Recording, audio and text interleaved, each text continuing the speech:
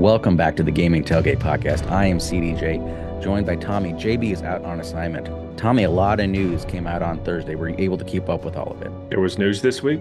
There was so much news on Thursday. I joked with people yesterday. I had to go through and look through it twice to find everything. There's just so much news scattered, and we'll get through it all, hopefully, during the course of this show. To start off, we want to make sure people know about thegamingtailgate.com. Head to thegamingtailgate.com, and on the middle of the page, click on that EA Sports College Football Information Central. Everything we can find that's official out there and has game news and content, we're going to post it in one spot for everybody to find. A lot of stuff we talk about tonight is on here already. We have all of EA socials. We have the teaser trailer. We've got the announced features and modes. There's probably more than a lot of people realize out there. We have all of our podcasts talking about the game, news, rumors, and speculation, and tons of media and community previews, including the articles and news we're going to bring up here during this show. So a lot of news came out on Thursday, so much that it seems like not much had really time to breathe or stand out on its own. So hopefully we can get everybody up to date here, and hopefully there'll be something you missed that we can bring to light for everybody out there. The big one right off the bat, all 134 programs in the game, football, bowl, subdivision, teams in the game. Not a huge shock there. We knew there were a few holdouts as of November. That's been rectified. They're all in the game. Through the course of some ESPN articles, we have EA executives talking about some of the features coming to the game and what's guaranteed to be in the game. Social media also kind of confirms some of these aspects we'll get to. The transfer portal and NIL, things I think we assumed would be in, especially the portal. NIL is the big one. Nobody really knows how that's going to be incorporated, how that will be brought into Dynasty or Road to Glory. Tommy, NIL, that's such a beast. It's one of those, how do you do that in a game? I'm sure it has something to do with like the prestige of the school or something like that. Maybe there's a rating for, certain schools of how much their schools are willing to pay, or their alumni or whatever willing to pay out. So maybe it's something like that. And the only thing I would hope is as long as it's some sort of a budget system. I mean, again, who knows? But obviously, as a coach or as an athletic director, you're not supposed to be offering them a certain amount of money. But at the same time, I would hate for the game to have 85, $20 million players on one roster. I wonder how they'll do that. I mean, it's for Road to Glory, I think it makes sense because you could say that the player gets offered these deals and maybe it affects team chemistry, maybe it affects your time away from the team. Maybe it's an extracurricular activity. Dynasty Mode is the trickier one because the schools and collectives, I feel like nobody's ever been really honest. Some of the Yeah. schools say or collectives say we're over, we need your help, we need your donations, but I'm pretty sure they're doing pretty darn well. And some of the schools that say they're doing really well, I actually think they're kind of overinflating to get more people to want to join in with the winner. So I don't think that anybody's being honest about it, or at least the honest numbers aren't out there. I just don't know. And Dynasty is a trickier one. Maybe it just exists out in the ether. Maybe it gets mentioned. Yeah. Maybe it never really plays a role. I imagine there will be like a player that says I'm transferring because NIL money at this other school or something like that. And Right. obviously, mid-major programs, they'll go to Mhm. P5s, and FCS schools, you'll have transfers in Mhm. from them to mid-majors and so forth. So I'm sure it'll mention it, but they won't say, "Hey, I'm going because they're Mhm. giving me $2 million or whatever." Right. It's just more of, "Hey, they gave me an opportunity and I can't pass it up," or something That like that. that's kind of how I envision as well. And anybody out in the community, if you have a better idea than we've got, we would love to hear it in the comments and replies. All 10 conferences, that has been confirmed and known for quite a while. The ESPN article mentioned every bowl game and the Heisman Trophy. No word on the other awards. I gotta feel confident the ones who are in 14 will probably be brought back unless something changed in terms of ownership or licensing. The college football playoff, again, that was confirmed. The Reese's Senior Bowl. This is an item that any other year, if this came out in February and was the only news item, it would be the biggest game news. This is a thing that's been relatively high among the community wishes for a long time. They wanted that aspect of when you get done with your dynasty, be able to play with the top players. They kind of wanted that for your export player to Madden. It seems like we might be getting that given the tweet that Reese's Senior Bowl put out. They mentioned both EA Sports College Football and Madden NFL, seeming kind of implying, and I'm going to go on a limb here and make a guess. We've speculated for a long time on this show that the game is going to have a big tie-in from Road to Glory to Superstar Mode and Madden because EA Sports is going to want people to buy both titles, not just pick up one and not the other. So if you have a great tie-in, I mean, perhaps Reese's Senior Bowl is part of that. That's my guess, but it makes me wonder if they mention both games, would you play it in both games or just play it in one? I can't. I That's the part I can't grasp my mind on. They mention both games in their tweet. Where will they exactly be? And it may I mean, obviously they haven't said you're going to be playing the Senior Bowl. It may Mm, just be a reference that, hey, that's you've true. earned a right to go to the Senior Bowl, or hey, you have three players on your team that are going to the Senior Bowl or something like that. Mm, To me, I've never really seen the value of playing the Senior Bowl. Yeah, it'd be neat, but at the same time, it's a scrimmage game mm, that is just meant to show off your players. So it's for me, it's just more of an honor of being invited, and that gives you a little boost up mm. in being getting some recognition or something like that. I think in terms of if it's in Dynasty, which we don't know, like I said, we don't know where it's going to be at, but speculating if it's in Dynasty, I can see the appeal maybe to play with all the top upperclassmen players or all the draft eligible players. In Road to Glory, maybe it's a real game. I'm sure minus injuries. And we're going maybe a performance there can boost your draft stock. So I can kind of see the appeal for both. But again, the tweet was vague enough to not know how it's going to be in there, but strongly worded enough to know that's going to be at least somewhat significant. I would say maybe not the biggest dynasty feature, but definitely something of importance between the two titles. As I say, I think the road to glory aspect is probably the easy one. Yeah, Mm, you earned it, and now you get to go play your road to go glory player in it, kind of mm. thing. And of course, Dynasty and Road to Glory, again, mentioned in the articles that came out on Thursday. We've known those two features are going to be in the game. They were confirmed back in November of 22. I think it's interesting. I think we all feel Ultimate Team is going to be in the game, but we have yet to actually get 100% confirmation on that. But we do know Dynasty and Road to Glory. And those are the big things that people keep talking about. I think it's worth noting that we have gotten more questions in the last 72 hours asking us, is online dynasty in the game? It's one of those, I hate to ever say anything. I don't know. We are hashtag no sources here. No, but I would have to think so. But at the same time, EA has not used those two words together yet. Yeah, like you, I cannot imagine the game launching without it. It's been to me, from at least Mm. personally, that's the most popular It's the feature of feature. the game. Yeah, Mm, exactly. To me, that was always the reason to buy the game, play with your mm, friends online, and to me, that's the reason. And obviously, in my opinion, it outshines Madden online mm, franchise. by far. So yeah, yeah, bring that back and Mm. let it be kind of the anchor of the game to kind of draw Mm. people in. Yeah, so that'll be the big one. They finally confirm that because everybody's going to want to know how many users can we get in? We're going to what did it go up from NCAA 14 or are we at the same where are we at? So still lots of information to come on the game that we just don't know quite yet. A couple of I don't want to say negative items, but people asked these and they wanted to know no real coaches in year one. I don't think that's a huge shock. With everything else EA had to tackle with year one of EA Sports College Football, I think this is understandable. We technically never had real coaches in the past. So one more year without isn't really going to bother us. It probably comes down to if there's still a carousel in the game. That's one of those, again, we don't know if it's in or out. We To hope it's me, I in, think it. but it's important. Yeah, You know, the coaches are important, but obviously we don't know. yeah, for sure. No, I agree. It's important if they could ever get those in and actually represent their personality in some way. But to me, it comes down to licensing the coaches is going to be a lot more difficult.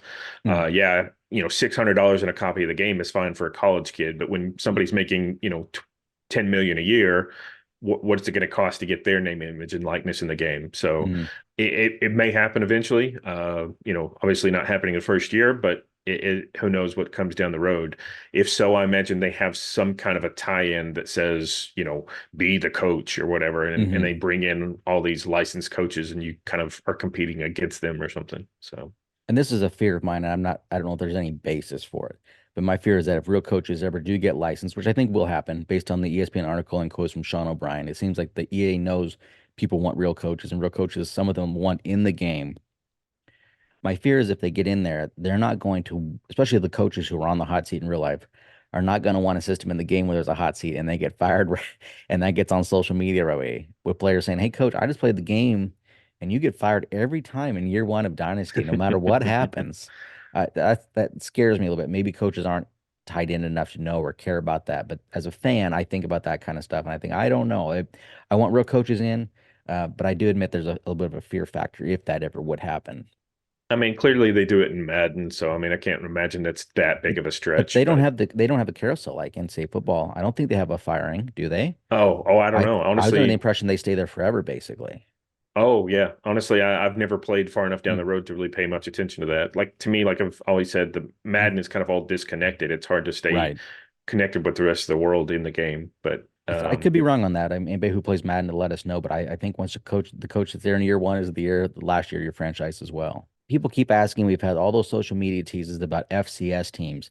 And the quote that I don't know that I've seen that directly from EA, but other people saying they've heard from EA, no FCS teams at launch. If they're not going to be in the game ever, wouldn't you think EA would just rip the band-aid off and say, hey, we've had enough to tackle in year one? Do you think there's something to all these teases? I go back and forth on it. I don't even know what to think at this point. I don't know that I expect real FCS teams ever to be in, but we keep hearing that none at launch. And I don't know why, like I said, why can't we get confirmation on this now just to calm those fans? My guess in that wording is some kind of DLC to where you can download an entire FCS conference all at once, and you can download them. Again, you're not going to be able to play them in an FCS or in an FCS league, or excuse me, FCS franchise or anything like that. But at the same time, you can, import them into your existing online dynasty or something like. Again, that's 100% a guess, but to me, that's some way for them to kind of have a little extra down the road that they can add in, and also by people buying it, that gives them incentive to actually develop those teams, that kind of thing. So, And EA likes to do the big updates throughout the year in their titles. A lot of times it's centered around its Ultimate Team, but sometimes they like to add new content in. It's not just EA, but other video game companies as well. They'll add in. So who's to say that one of the mid-year updates isn't a handful of SCS teams? Just to keep it fresh, if they can be played in Dynasty, whether it be played against or sub them in, who knows? But maybe that is something down the line they'll add in later on as a kind of a hype thing, because that would get a lot of hype if they had even just a handful of teams in mid-year. yeah, and I agree. The only thing to think about that is that either A, they won't be able to have real players there, Hmm. or B, it'll get leaked because the Right. FCS players get this invite to sign up for NIL or something like that Right. in July or something. Who That's true knows? that they would not keep that. Just like we had on Thursday when that contract started going out, they were on social media. I know I saw at 6 in the morning, somebody had already found the punter for UTEP. So that cat was out of the bag pretty early and quickly. The one thing with FCS teams, and it's kind of a theory I've had with the portal, you got to expect at least in the database players from those schools, and now fake players, mind you, but players from those schools will show up in the portal, and they'll have to have some FCS teams there, just because one that happens in real life. A lot of FCS players move up. Minnesota just got a FCS transfer coming in the portal. He's probably gonna be their starter next year. And I would think you'd want those players because then you could have a lot of potential. They're boom or bust. Whereas when you have the FBS players, you're generally going to know their ratings. So you kind of know what you're getting. So this would give you kind of a surprise factor. Maybe some of these guys come in and can be mega producers, and other guys maybe come in and I don't want to say be bust, but not the producers that you expect them to be. I think you could do that without actually Mhm. naming the team they came from, but Mhm. yeah, I mean that would also make sense to be able to have the actual team they came from, and say, oh, you're in Mhm. North Carolina, so we're going to have one of the North Carolina FCS schools transfer players transfer up because you're Mhm. nearby or something like that. A big one on Thursday throughout the day. We were getting tweets from ESPN talents. Does it confirm ESPN integration? That's one thing we did not get. The names of the ESPN talent and a former ESPN talent, Reese Davis, Kirk Herbstreit, Chris Fowler, Jesse Palmer, Desmond Howard, Kevin Connors, and David Pollock. David Pollock was let go by ESPN a few months ago, I believe. However, he is still confirmed for the title. You can kind of almost do the math here and figure out who does what. I think you get Kirk and Chris will be your play-by-play guys. Kevin Connors and maybe Jesse Palmer, your studio guys, and that leaves, Reese, Desmond, and David. Are they your And pregame Kirk as show? well. And Kirk again, of course. Is it a pregame show? Is it a postgame show? Is it college game day? It's weird. We got a lot of partners who announced their involvement on Thursday with tweets. We mentioned Reese's earlier. Even Xbox had a tweet talking about how the game was up available, and we'll talk about that later. A lot of partners with tweets there. We didn't get an official one though from ESPN. To Do you me, have an? that's a bigger unveiling to say Mhm. that, hey, we've got like licensed ESPN in the game. And that's more going to come out around May to say that, Mhm. yes, we have it. And here's how it's going to be Mhm. represented in the game, in college game day or whatever format it's going to be in. Mhm. On Yeah, Friday, Chris Fowler, I believe the Hayes Fawcett was the first one who had this. He was the one at least on Twitter. An in-home video, Chris Fowler showing off his in-home recording setup that he has with EA Sports, and he talks about it a little bit. Let's just play this clip here. Tommy, you said you have not seen it, so we're going to be able to get your live reaction here. Here we go. for sure. Yeah.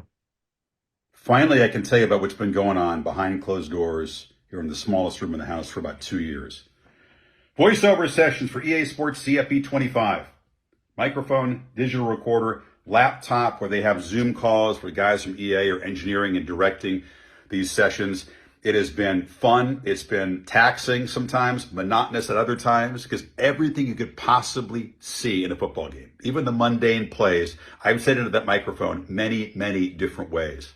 Bunch of stuff you'd never see in a real game. I've described. You want to punt on second down, try a 71-yard field goal. That's in the game too, along with the appropriate analysis of those decisions. Your quarterback throws 5 picks in the first quarter or 5 touchdowns. We got you covered there too in detail. People have asked, when my team scores a touchdown, will there be appropriate excitement like a real game? Hell yes. EA insists on realism. I sat here in an hour and said, touchdown, Alabama, all the way down to touchdown, Wyoming, along with the version for the team nicknames. It was like a month of touchdown calls in an hour. I needed the T for the voice. Kirk and I have had joint sessions playing off each other like you would in a real booth. There's going to be incredible detail. What I've seen of the game will blow people away, and really excited for you to see it. Probably can't answer most of your questions about the game, but I know it's going to be great. Can't wait. Okay, Tommy, live reaction. What do you Yeah, I mean, everything sounds great that he's talking about. I mean, I will say, obviously, they've had tons of recording lines and everything like that in past games. That's not anything new, but this now with an expanded disk drive that they can store files on, and obviously the downloads from digital sales get huge. So I mean, there they can kind of blow that up a little bit. And then as well, by having a home recording studio, they can record at any time throughout the year for an hour at a time, or for 8 hours a day, or whatever they decide to do. So it's not like, I'm guessing in the past, I've never known this for sure, but I've always assumed that in the past, they bring them into Florida, into the studio for like 2 or 3 days, and they record everything they want to do over those few days. Maybe they bring them back a little bit later because, we forgot about this line. But in general, this is going to allow them to kind of come back, and who knows, maybe they even decide, hey, we need to add some new lines because of this big event that happened, in the game or in real life or something like that. So it's interesting, and definitely it's exciting to see, but kind of have to wait and see how it actually translates into the game. I think it's noteworthy he let it slip. He's been doing it for 2 years. A lot of times in commentary, the year one is kind of thin, and year two it gets fleshed out. Well, he's been doing it for 2 years. So I think that's a good sign, an encouraging sign that hopefully the commentary won't get too repetitive or stale right off the bat in the game. I think that's a very positive sign that small detail they kind of let out there. Yeah, for sure. I agree. So a lot of people have asked us, and we had some comments from Taylor Malone asking, so what does this mean for Fox? Now, I think there's 2 ways you can look at it. Likely out. When you have 7 ESPN personalities, it's going to be tough to fit more in from another network. I suppose if you want to remain optimistic, you could say that Fox is not going to announce their involvement the same day that ESPN talents do. So there's 2 ways to look at it, but I would lean towards they're probably out at this rate. But again, we can't rule anything out completely at this stage. But at the same time, it is going to be difficult to have 7 personalities from ESPN and 4 or 5 personalities from Fox, or whatever they decide to do. It gets expensive, and as we just saw from Fowler, that it takes a lot of effort to record all those. So not only do you have Fowler recording lines, but like you said, you've got directors and producers that are also on the call. So they can't commit time to doing both ESPN talent and Fox talent and so on and so forth. It becomes a lot of effort to do that. Now, maybe down the road, couple years, they want to do kind of a refresh or something like that. So they add in a second one. They've got all these lines from Herb Street and Fowler, so all they have to do is just little small updates to ESPN. But then for Fox, they do it big 1 year or something like that. One of the ESPN articles talked about the game, and I believe it was Daryl Holt who mentioned that the game, what they're trying to do with playbooks and playbook styles and getting the teams unique is 134 ways to play the game. Well, that should harken back to a lot of people back to NCAA Football 14 when it was 120 ways to play. And that was the goal back then, was to get every team a little different, get teams to be realistic, play like their real life counterpart. So when you're playing Tennessee, it feels like Tennessee. When you're playing Colorado, it feels like Colorado, and so on. One quote that got out there that I'm surprised didn't get more coverage. Again, there was so much news on Thursday. I can see how this kind of slipped through the cracks. He said that the plan is to show that wide open aspect of explosive gameplay in college football. It seems like some of the best versions of NCAA football were when in the back of the box talked about wide open gameplay. Now, granted, that means the defense usually had some issues, but it seems like those games were always considered the most fun, like '04, '09, both considered wide open gameplay years, and those were two of the most popular years of the NCAA football with fans. For sure. Yeah. You always want those big breakaway plays. And some years it was extremely hard to get those. I remember '08 was everybody was complaining at launch. It was impossible to run the ball or whatever. You Mhm. want to be able to have those big breakaway plays, whether you're passing the ball, running the ball, returning a kickoff or whatever. So you've got to be able to kind of have those in the game, but also the Mhm. struggle is to make it balanced to where it's not just Right. running it back every play or something. Especially if somebody knows the right defense to call. If you know the right defense and have the right personnel, I'll make sure the defense can show up. But I understand that the casual person, they don't want to go out and have a lot of 3-0 games. They want to have more like 28-27 games. Yeah. Yeah, for sure. We're going to call this halftime real quick, and I'm going to give a couple quick shout outs. A shout out to Master Football with Jake Posey. He's on YouTube and Twitter. On one of his YouTube videos, he used our thread of teaser trailer images and he used it to break down and give his commentary on the game. So we want to thank him. He gave us a big shout out on there. So I want to give him one in return. And also want to Oni Kuno, Sean Forster. I was on his show Thursday night talking about all the news that came out. Pretty fun show. He's a guy who's been in the community a long time. I think he might be a day one tailgater. So I got to give him a little bit of credit for that as well. He's a guy that you could sub his voice for anybody in terms of a long-term fan. He knows all the years of the game. He has his own wish list, like all of us do. So it was really a fun show. I recommend go on YouTube, find those two guys, find Master Football with Jake Posey, and find Oni Kuno, AONIKUNO. Sean Forster does a great job talking Oklahoma football and college football and the game in general as well. 20 years ago, we thought this day would never come where players were getting money to be in the game. And 5 years ago, we thought this day would never arrive. We wondered if the game would ever come back. Well, Thursday was that day. I think I think the word historic gets thrown around a little bit too much, but this was a pretty big day. I mean, like I said, we never thought this would happen, but here we are. Players started getting the contracts to appear in the game. This is more on the business side of it, but I think a lot of the fans in the community will find this interesting as well. The player contracts started to go out to the players through, I believe, the Compass app with One Team Partners. This is one of them that I think kind of slipped under the radar, especially for the longtime community guys and dynasty guys like we are. It came out, I believe Matt Brown was the first one to mention it. There were a couple other outlets, but like I said, I think it got buried. And EA Sports is looking to sign the 85 scholarship players per program, which I think you can, in turn, I feel confident kind of flipping around and viewing it the other way. That means we're going to have 85-man rosters in the game potentially. And that's something we've always wanted, more players in the game, more players on our roster. And it looks like we're going to get it here. I've long been an advocate for 85 players on a team.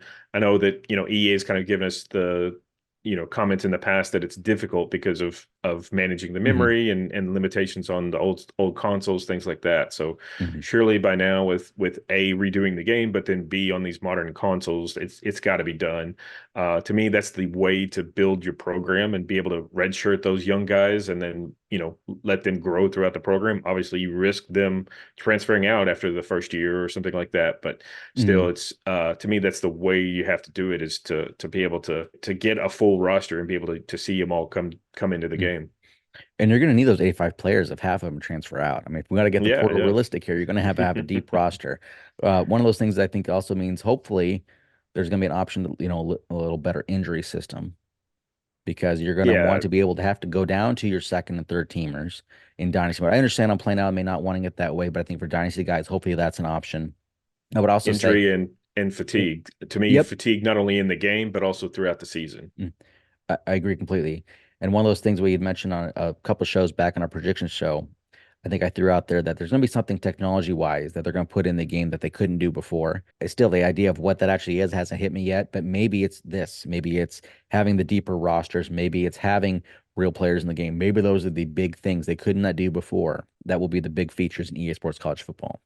And going after 11,000 players, that's around the number that they're trying to sign here to get into the game. That's a pretty big deal and pretty historic. Yeah, for sure. I know they've been, EA has kind of suggested it, but I know Matt Brown's kind of mentioned it, that it's just the number of athletes alone is obviously a record.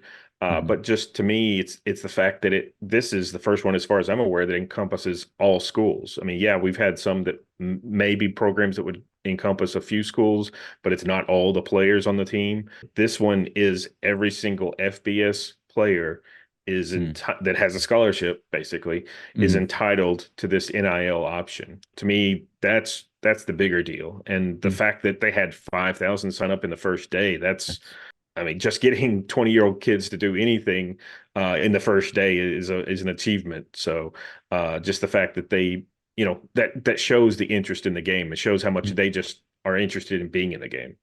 Of course, I think it's free money with just basically the push of a button on an app. I mean, what college kid wouldn't roll over at 6 a.m. to go do that? I can see where the UTEP punter was more than excited to go do that. And you mentioned that they're aiming to get 85 scholarship players for every program.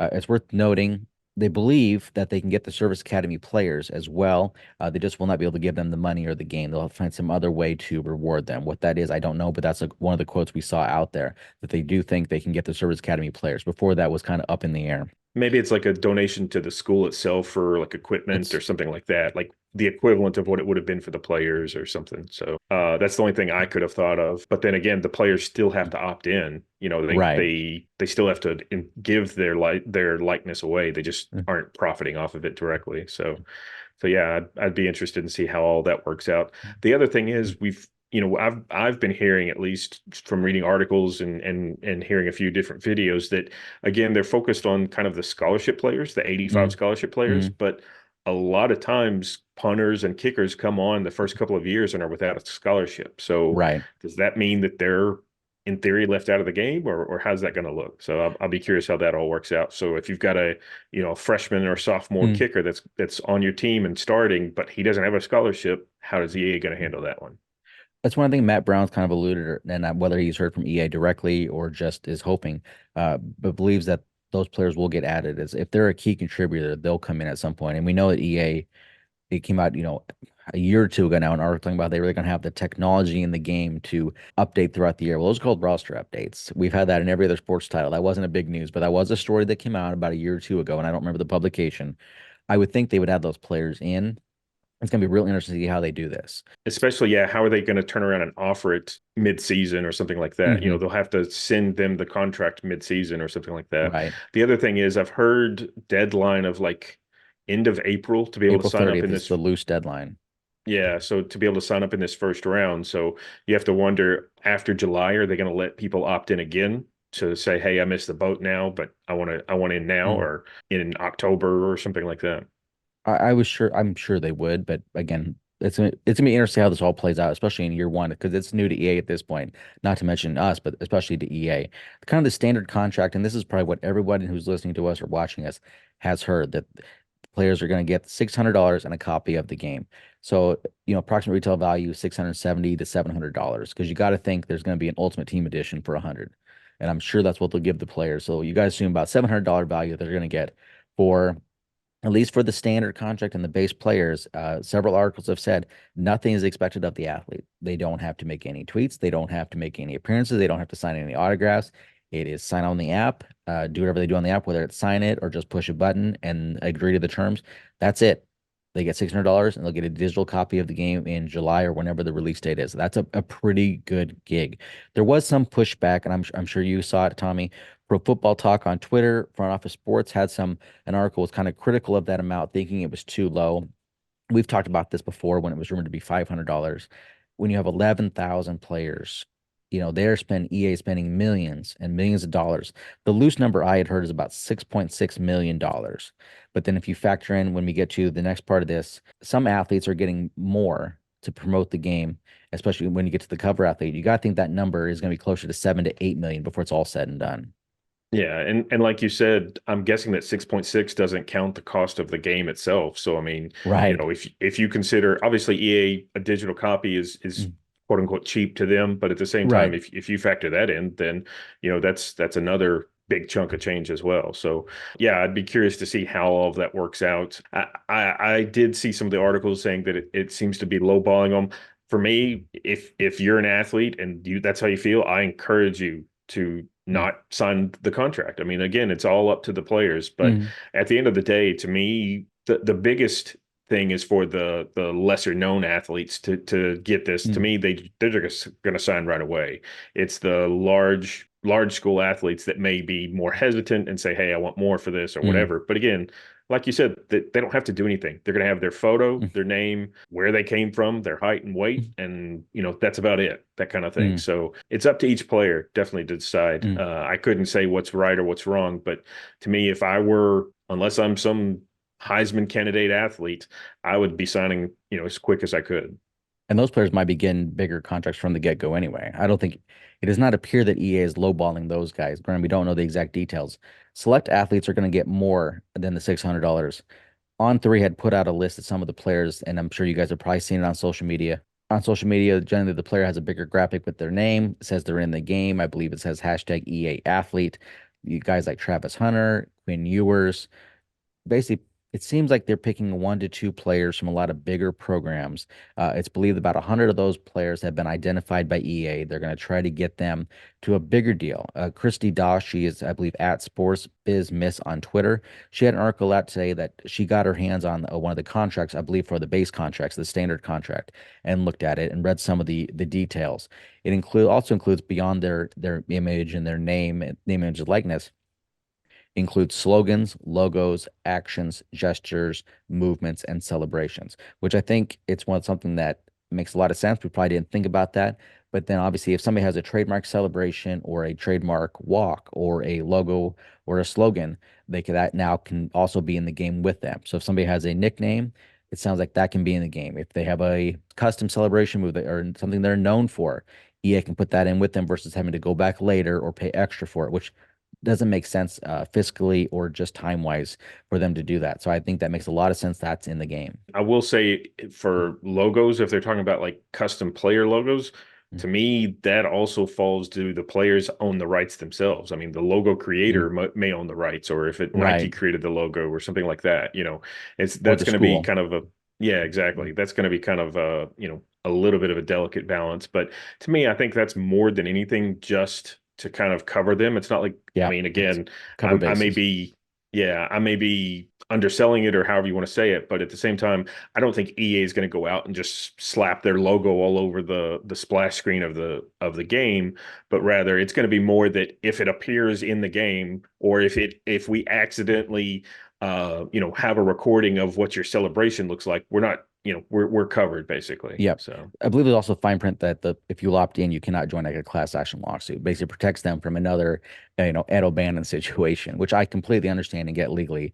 They won't be able to get to work and not worry about these off the field issues like they've had to deal with for basically a decade. On3, it said there's about 100 players that EA is reportedly targeting. And as of Thursday, On3 had a list, and I believe about 30 players. And so far, it seems like it was about 1 to 2 players for big program, generally identifiable program or big player.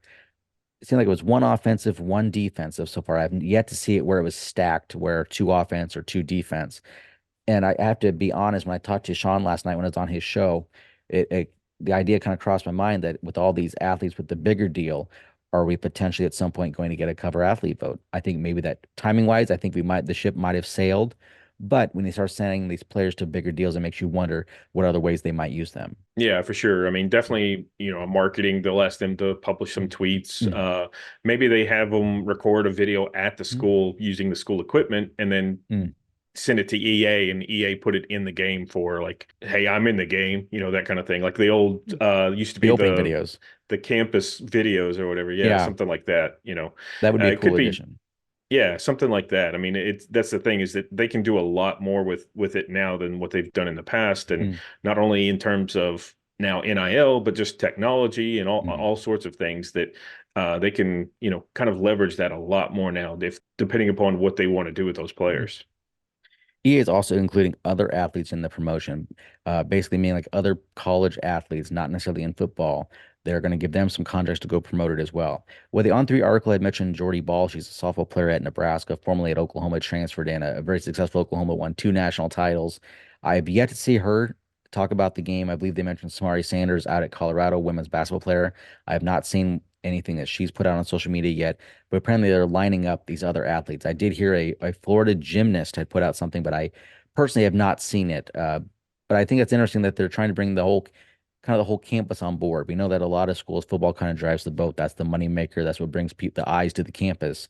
That I think it's a nice look for EA to bring in these other athletes. For sure, and I'm sure at least part of that maybe kind of comes from Title IX. I don't know. Mm, I don't know all the restrictions, but at the same mm, time, it regardless, it's nice that they're mm. bringing them in. They probably didn't have to do anything with that, but at the No. same time, they're star athletes at their school regardless. Mm, So get them in, let them promote the game, and say, hey, go buy the game next month or mm. whatever it is. Came out in the ESPN article that there's no face scans in year one, which I think from day one we've been pretty leery of. Don't expect many scans because we didn't know how logistically that would work. Well, they came out and basically have said don't expect any face scans in year one. So that to me that goes back to a point we've talked about on previous shows. Wish good luck to whoever has to come up with the making these faces in the game or however they present these faces because historically, EA has not done great with player faces matching up. And when you have 11,000 plus players now that you have to try to get realistic representation of in the game, whether it be menus or just their faces in the helmets, we don't know how it'll be portrayed. Good luck. They are going to, and Yeah. respectfully, I say that they are going to need a lot of luck. And hopefully, the technology is there to help them make it a little easier and more realistic. Yeah, for sure. I mean, it may be that they, face scan people in the office. Maybe they do that and then kind of just tweak them a little bit. The Mm. thing I always hated is that in the old game, there was only, 40 or 50 different total heads or whatever. If So that, yeah. exactly. Yeah. So, I mean, you have the same player on your team multiple times kind of thing. Yeah. So that's one thing I hope that they really expand upon. Obviously, I'm not expecting 11,000 different heads, but at the No. same time, give us something more to work with and be able to look a little bit closer to what the player should look like. And a lot of it is they get enough skin colors and enough facial hair and hairstyles that would help immensely. Because you're For not going to see a sure. ton Yeah. of their faces, and we don't know how they're going to do on the menus. Maybe they'll import in their portrait photos from the website.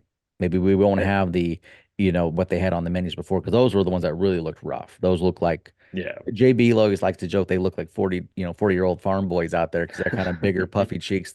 They didn't look like college kids.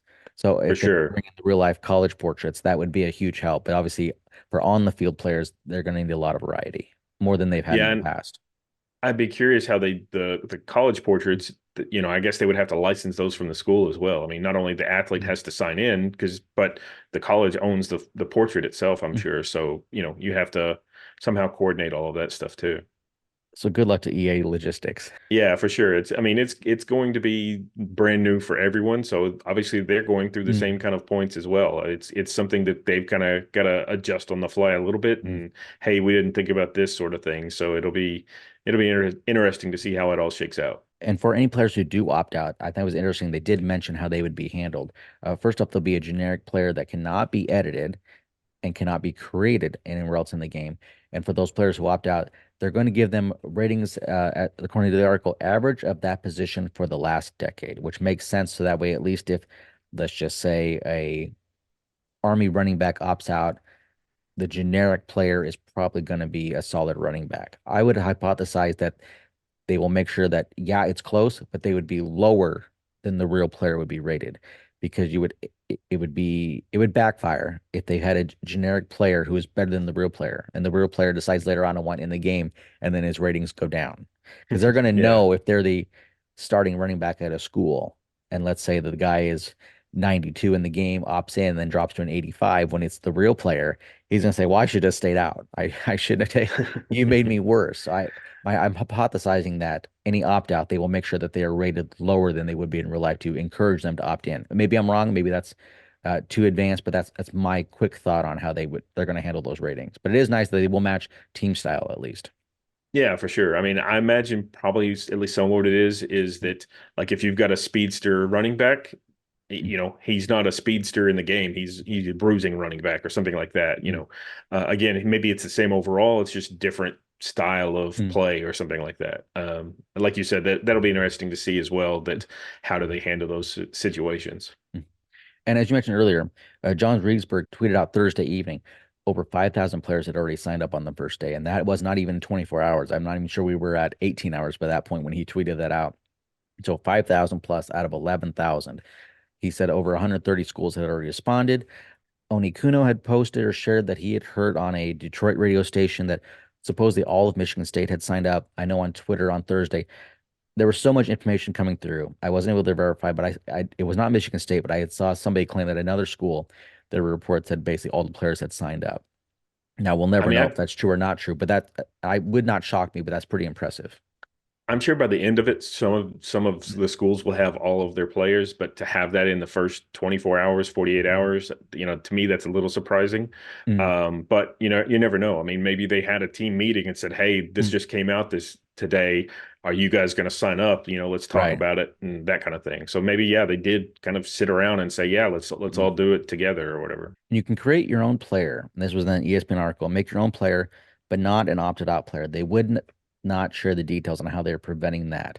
That's one of those that we can hypothesize and think about it. But let's say John Doe from somewhere does not go in the game. Does that mean all John Does cannot make themselves for that same school?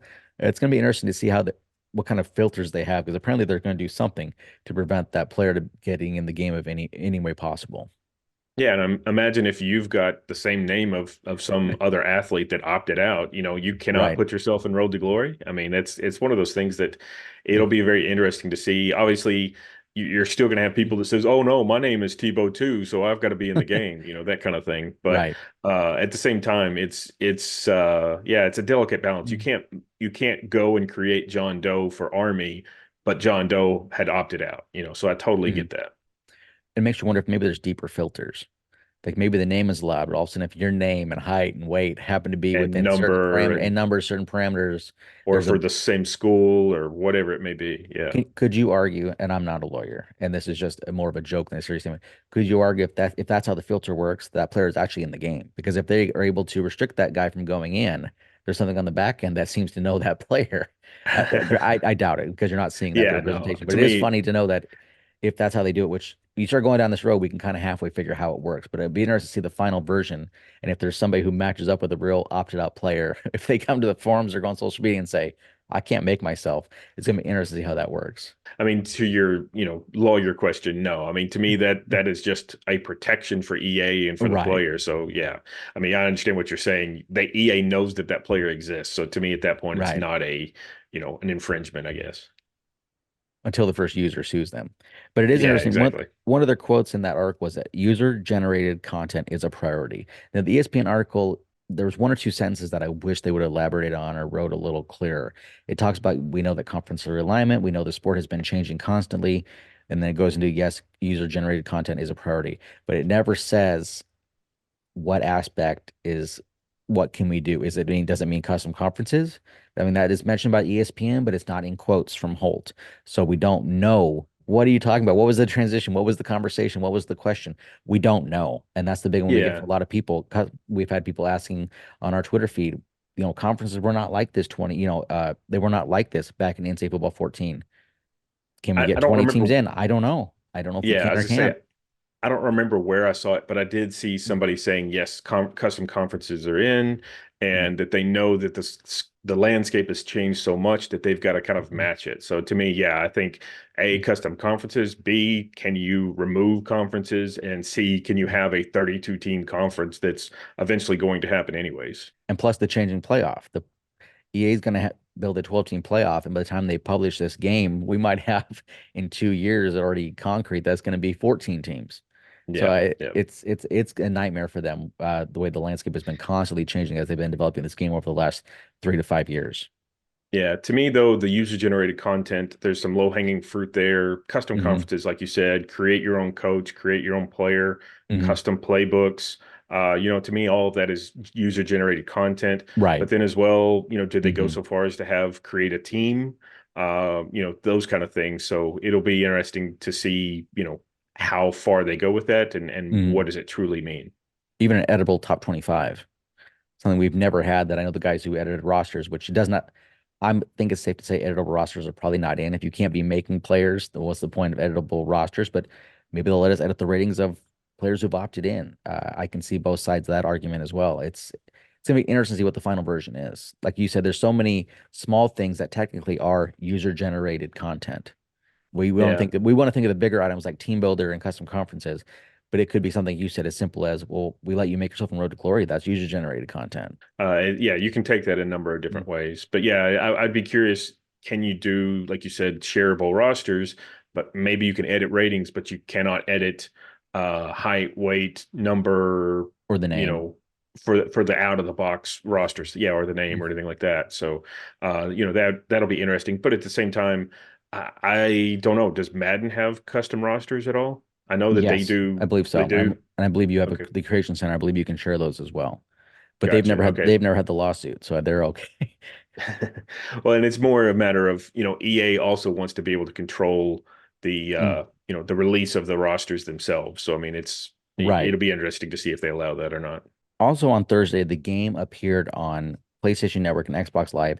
Players could add it to their wish list. I generally don't track when games show up to me. This seems a little early, especially we haven't technically had that big full press release announcing the game. That's one of those things that we have not had that yet. And maybe not a lot of people in the audience know what that is, but a lot of times there'll be a press release that goes out, like say on EA on their news site or investor relations site, that kind of a press release saying today EA Sports announces EA Sports College Football will be released on X date, available on these consoles. It'll have some quotes saying this game will represent the pageantry and passion of college football in a way we've never seen before, returning after a decade away, blah, blah, blah. The game was developed at EA Tiburon. We technically have not had that. So we have not had the official announcement. We've had everything but at this rate. So I'm kind of surprised the game was out this early on that. But then again, I don't generally know when those games come out. I always assumed it did when the official announcement came out, but maybe I'm wrong on that.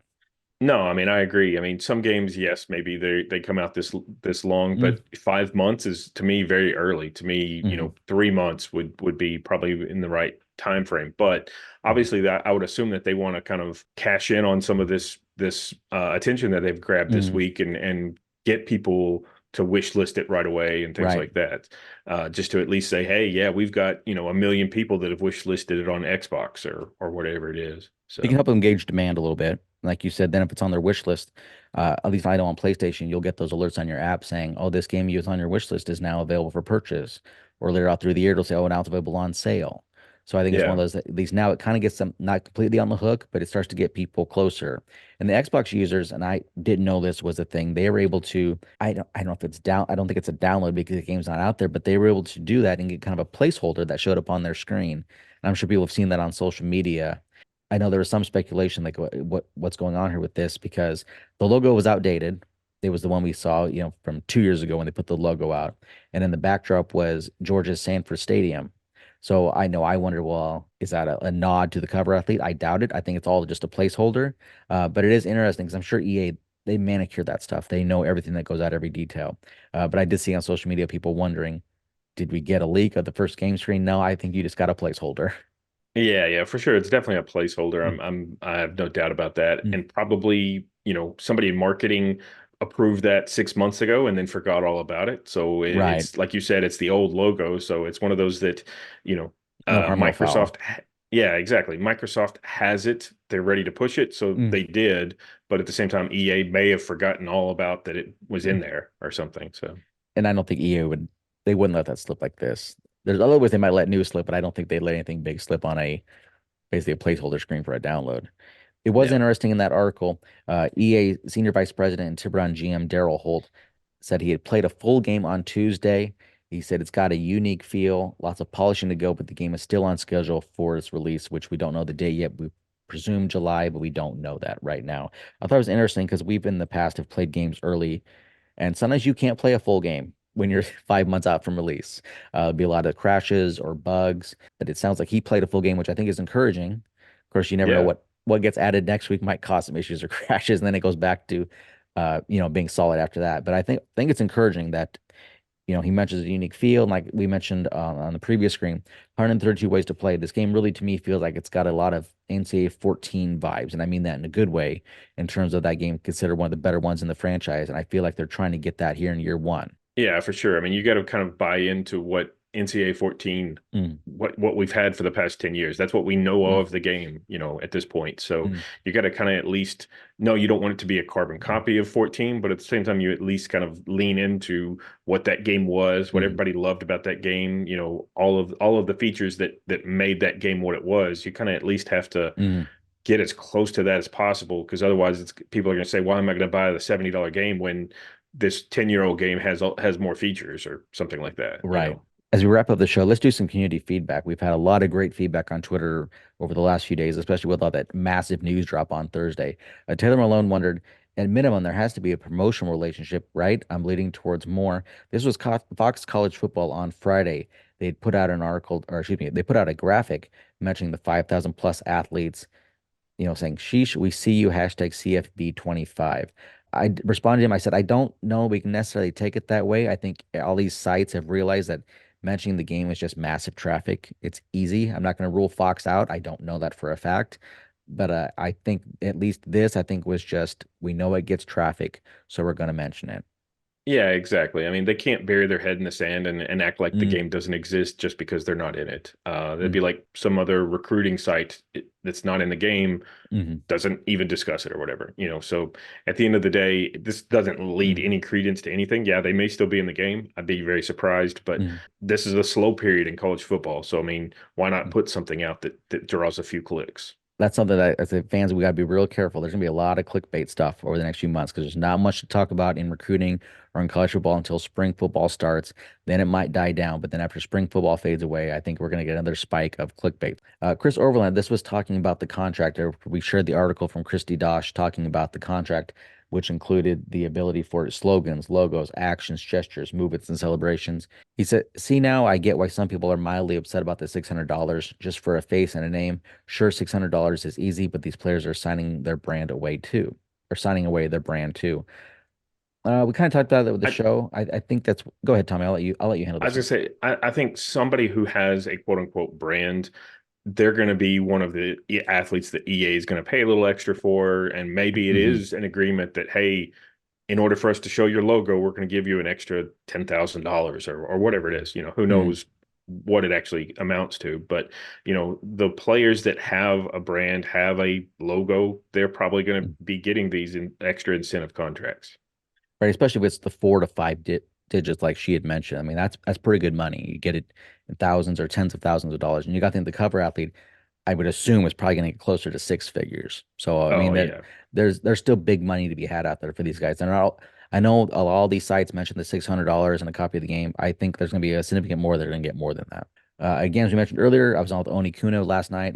Great show talking about EA Sports College Bowl 25 and what people are looking for in the game. After Reese mentioned that the Senior Bowl will be in some form or fashion in EA Sports College Football and Madden NFL, Cy Hart responded with, I do remember the East-West Shrine Bowl at Anscape Football 2000.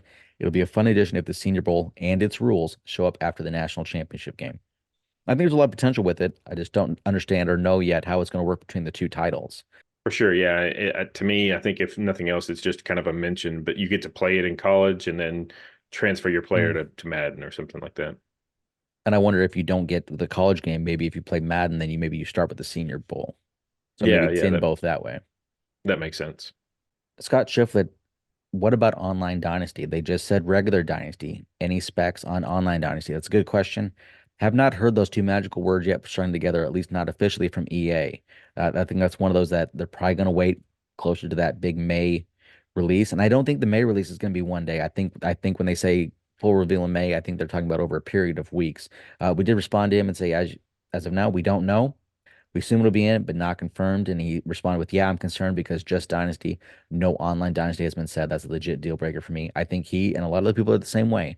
A lot of people who had those big ODs back in 14 are going to want to get the band back together. But if there's no stage for them to go on, EA is going to be leaving, hundreds of dollars on the table between a I console purchase and game purchase. I can't imagine delaying the game for 2 years and then not having online dynasty. To me at that Mhm. point, or I guess they only delayed it for a year, so to speak. But at Right. that point, you pretty much have to have online dynasty, in my opinion. Mm. I would be shocked if it was not. I, Yes. I I did mention with Sean when we talked on Thursday night, and tell me if I'm wrong here. NCAA football, you think about it, from 7 to 14, we had 7 plus years of product, and then a couple years before development. So you got to think you had a decade basically of the game in some form of development on those consoles. This game we have not got to one product yet. It's been development for two or three. Think how many years it took to get from 7 to 14 with those features. Is it realistic to expect everything from 14 to be in EA Sports College Football? I don't want to say a bad feeling, but there's going to be something. I have a feeling something that we generally lean towards being in will not be in. I think like Team builder is probably an obvious one, maybe not in year one. I just got a bad feeling something else will not be in there. But like I said, there's nothing to base that on. It's just knowing that they've had a relatively short amount of time to do all this, and they've had a lot to tackle in 1 year. Yeah, for sure. And on another hand, yeah, it's a lot of work, but then as well, save some features for the next year kind of thing. If you Right. release it all in the first year, now you have to try to top it the next year. What are you going to do kind of thing? So I'm not saying that EA is thinking that way, but at the same time, at the back of their mind, if there's a feature that's about to get cut, they can say, oh, well, it'll be in next year kind of thing. So yeah, I mean, it is interesting. One thing you mentioned that earlier that I wanted to touch on is, we keep hearing the full releases or the full details coming in May. That's not to say that they can't start mentioning different features between now and then that, hey, Online Right. Dynasty is here, see the full reveal on May 7th or whatever it is, Right. that kind of thing. We'll still probably hear EA communicating throughout the season. I mean, or excuse me, throughout the spring. Obviously, we didn't know exactly that how they were gonna do all this, and this kind of came out of nowhere. So I'm sure Right. there's going to be another dump that catches everybody's attention, in a month from now or something. Right. One of the final things we'll get to here, Matt at Garwin7 says, since the last iteration of the game, conferences weren't 20 plus teams big, how big are custom conferences going to be allowed to get? That's a good question. If I remember correctly, on 14, some of it was a technical limitation. Between that plus real life, there was no reason to have these massive conferences. Whereas now it looks like you said earlier in the show, we are headed that way, head first to super conferences and maybe even bigger than super conferences. I don't know how big it'll be, and technically we don't know if the feature will be in the game. We hope it will be. We think it will be, but until EA says it, we can't write it down in pen yet. Yeah, for sure. I mean, it is something that they have to do it the right way. Mm-hmm. It's a matter, though, of if they have partnerships with these conferences, are the conferences going to allow them to remove them from their season or whatever? I mean, granted, at the end of the day, it's not going to be a huge impact to those conferences Mm-hmm. unless they start seeing that everybody is closing out their conference. Like everybody obviously Right. shuts down the Pac-2 early on, and so on and so forth. So, but at the same time, it could give college football fans an idea of what the future would hold if they're able to create a 32 team conference or two of them, and then everybody else is just looking for breadcrumbs kind of thing. Then it kind of highlights what the future is probably going to hold as well. Well, with that, we're going to wrap up this edition of the Gaming Tailgate Podcast. If you like the show, please give us a like, give us a 5-star review, leave a comment, tell your friends, subscribe. Do whatever it takes on the platform you're listening or watching to us on. For Tommy, I am CDJ. JB, hopefully we'll be back next episode. This has been the latest edition of the Gaming Tailgate Podcast.